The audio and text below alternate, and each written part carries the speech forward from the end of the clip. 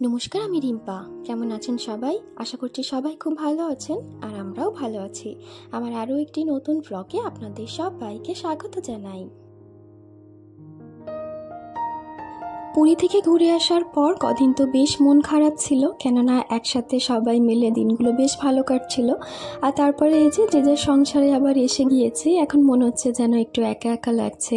তো মাঝে মধ্যে সেই দিনগুলোর কথা মনে পড়ছে এবং মনটা যেন একটু ভারী হয়ে উঠছে। তো যাই হোক, এরই মধ্যে সংসারের কাজগুলো করছি টুকটুক করে। যেসব জামা কাপড়গুলো নিয়ে গিয়েছিলাম এই কদিনে বেশ খানিকটা কেচে ফেলেছি, আর সেগুলো বাকি ছিল, তো এগুলোও কেচে ফেলছি। সোনার দাঁতটা তো অনেক দিন ধরেই নড়ছে, আপনাদেরকে বলেও ছিলাম, এবং অনেকে অনেক রকম কিছু বলেছেন ডাক্তারের কাছে নিয়ে যেতে। কেউ কেউ বলেছেন একাই পড়ে যাবে। তো এখানে দেখছি পেছনের দাঁতটা অনেকটা বড় হয়ে গেছে, তো সেই জন্যে আজকে সোনাকে অনেকক্ষণ ধরে এরকমভাবে সুতো বেঁধে আমি বললাম যে তুমি প্রথমে চেষ্টা করো হয় কি না। তো প্রথমে সে চেষ্টা করছিল, কিন্তু সেটা হয়নি, কেননা ও তো ভয় পাচ্ছে, বাচ্চা মানুষ। তো সেই জন্যে আমি একবার জোরে ধরে টেনে দিয়েছি, আর এই যে দাঁতটাও কিন্তু উঠে গেছে। এবং বাচ্চারা এমনই হয় কি না জানি না, যেই দাঁতটা উঠে গেল তার খানিকটা বাদেই দেখছি নানান ধরনের কাঠকুটো নিয়ে খেলতেও বসে গেছে। তো মাঝে মধ্যে ওর দিকে তাকাই আর ভাবি যে বাচ্চারা কত ছোট ছোট জিনিসেই খুশি হয়ে যায়। আজকে আমার হাজব্যান্ড মাছটা আনতে অনেকটা বেলা করেছিল, তো সেই জন্য একটুখানি রাগারাগিও হচ্ছিল। বেলা 11টার সময় মাছ কাটা, তার উপরে স্নান হয়ে গেছে, কেননা এত বড় মাছটাকে যখন কাটবো একটু না একটু তো গায়ে ছিটবেই, তো সেই বিষয়টা একটুখানি বিরক্ত লাগে। তো প্রথমে ঠিক করেছিলাম যে মাছটা আজকে কাটবই না, আজকে সবাইকে ডিম খাওয়াবো, পরের দিনকেই কাটা হবে। কিন্তু তারপরে আবার ভাবলাম যে পরের দিন তো আবার হাজব্যান্ড চলে যাবে, তাই জন্যই মাছটা আজকে রান্না করে ফেলছি। এই মুহূর্তে ক্যামেরাটা সোনার হাতে রয়েছে, তো তাই জন্যই একটু বেশি নড়ছে। যদিও আমার হাতে ক্যামেরা থাকলেও সেটাও কিন্তু ভীষণ নড়ে, আমি জানি না কেন, আমারও হাত খুব কাঁপে। আর তারপরে এই তো মাছটা কেটে ধুয়ে বেছে নিয়ে রান্নাটা বসিয়েছি। আমার আজকের ভিডিওটি আপনাদের কেমন লাগলো অবশ্যই একটি কমেন্ট করে জানাতে ভুলবেন না। যদি ভালো লেগে থাকে তাহলে প্লিজ একটি লাইক করে দেবেন। আর আপনি যদি আমার চ্যানেলে নতুন হয়ে থাকেন, চাইলে আমার চ্যানেলটিকে সাবস্ক্রাইব করে রাখতে পারেন। আর যারা যারা কাজটি অলরেডি করেছেন তাদেরকে অসংখ্য ধন্যবাদ।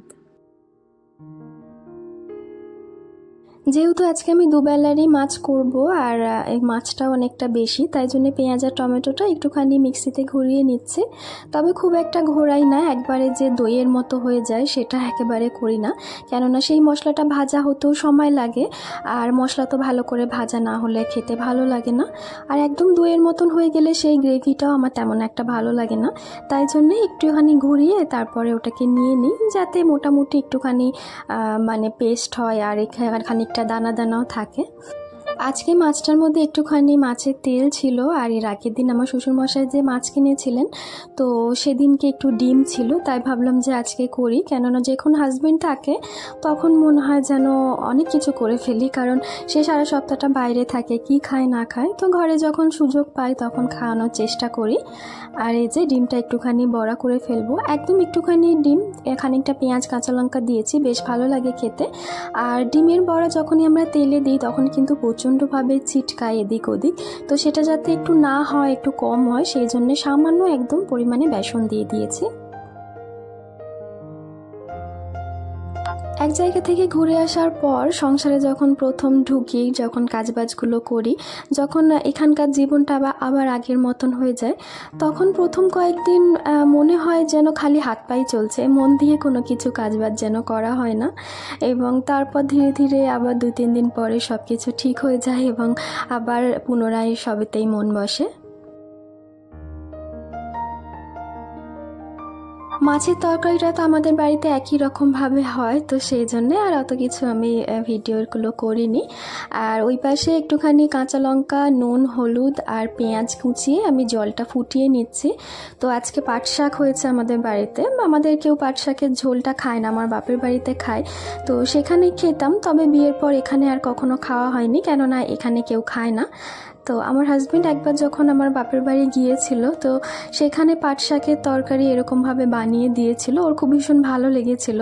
তো তাই জন্যই ওর যখন থাকে মাঝে মধ্যে এই পাট শাকের ঝোলটা করা হয়। তবে এর মধ্যে একটুখানি চিংড়ি মাছ কিংবা অল্প চুনো মাছ যদি দেওয়া হয়, খেতে আরও বেশি ভালো লাগে। তেলের মধ্যে কালো জিরে আর রসুন ফোড়ন দিয়েছি, আর এটার গন্ধটা কিন্তু ভীষণ ভালো লাগে আমার। আর রসুনগুলো বেশ লাল লাল হয়ে এলে তারপরে এই যে জলটা ফুটিয়ে রেখেছিলাম সেটাকে দিয়ে দেব। এরপর ওই ফুটন্ত জলেই আগে থেকে ভেজে রাখা পাট শাকগুলোকে দেবো এবং 1 থেকে 1.5 মিনিট মতন ভালো করে ফুটিয়ে নেব, নিয়ে তারপরে নামিয়ে নেব। এক্ষেত্রে কিন্তু অনেকের ধারণা থাকে যে পাট শাকটা যেহেতু একটু লোদলোদে জিনিস হয়, তো যেরকমভাবে ঝোল করলে হয়তো লোদলোদ থাকে। তবে পাট শাকটা যদি ভালো করে ভেজে নেওয়া যায়, ঝোলটা কিন্তু একেবারেই লোদলোদ হয় না। আচ্ছা, আপনারা কি কখনো পাট শাকের ঝোল এভাবে খেয়েছেন? যদি খেয়ে থাকেন আমাকে অবশ্যই কমেন্ট করে জানাতে ভুলবেন না। আর এই যে দুপুরবেলা সবাই মিলে একসঙ্গে খেতে বসেছি।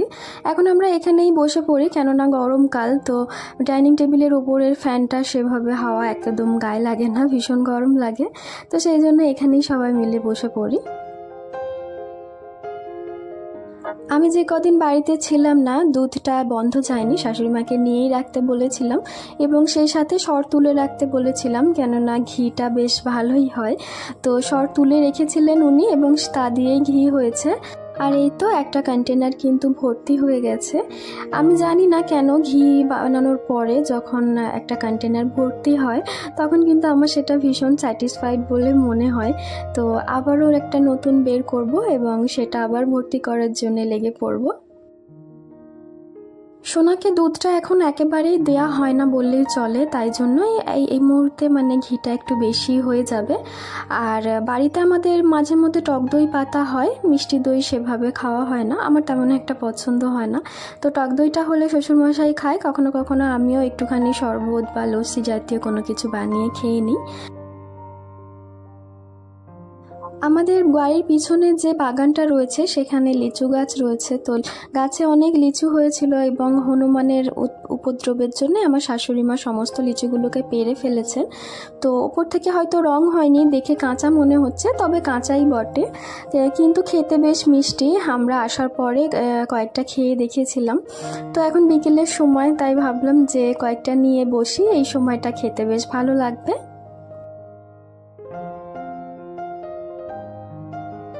একটা সময় অনেক ধরনেরই গাছপালা লাগানো হয়েছিল, আম, লিচু, জামরুল, তো সবেদাও গাছও ছিল, তবে ফল সেভাবে হয়নি। লিচু গাছটাতেই প্রত্যেক বছর দেখছি যে মোটামুটি লিচুটা হয়। তো খেতে খেতে মনে পড়ে গেল যে জামরুল গাছটায় জামরুল হয়েছে নাকি, একবার গিয়ে দেখে আসি। তো বাগানে যেহেতু আমি খুব কম আসি, সত্যি বলতে বাগানে এসে আমি ভুলেই গেছি যে জামরুল গাছটা আসলে কোথায় লাগানো। তো এই যে সেই লিচু গাছটা, এবছর তো আমি দেখতেও আসিনি যে লিচু গাছে কিরকম কি লিচু হয়েছে। তো পাড়ার পরেই গাছটাকে দেখলাম। সত্যি বলতে এদিকে সেভাবে একটা আশা হয় না, কেননা প্রয়োজন হয় না, আর তাছাড়া সব কিছু ঘরের মধ্যেই, তো বেরোনোর তেমন একটা দরকার পড়ে না। বাকি যত্ন আত্তি তো আমার শ্বশুরমশাই করেন। তো তারপরে গাছটাকে খুঁজতে খুঁজতে দেখলাম যে গাছটাতে জামরুল হয়নি। এখানে কিন্তু এর পাশাপাশি আম গাছ রয়েছে, তবে অনেকগুলো আম গাছ থাকলেও তাতে কিন্তু একটাও বকুল আসেনি, একটাও আম হয়নি। তো এই হচ্ছে আমাদের ভাগ্য, ফলের গাছ হবে কিন্তু ফল হবে না। আর লিচুটাই বেশ কয়েকটা হয় এবং আতার সময় আতাটা হয়, এই যা। আর এই যে জামরুল গাছ, একটাও কিন্তু জামরুল হয়নি। কি আর করবো, দেখে শুনে বাড়ি ফিরে গেলাম। তাহলে চলুন, আমার আজকের ভিডিওটিও এই পর্যন্তই। সবাই খুব ভালো থাকবেন, আবারও দেখা হবে।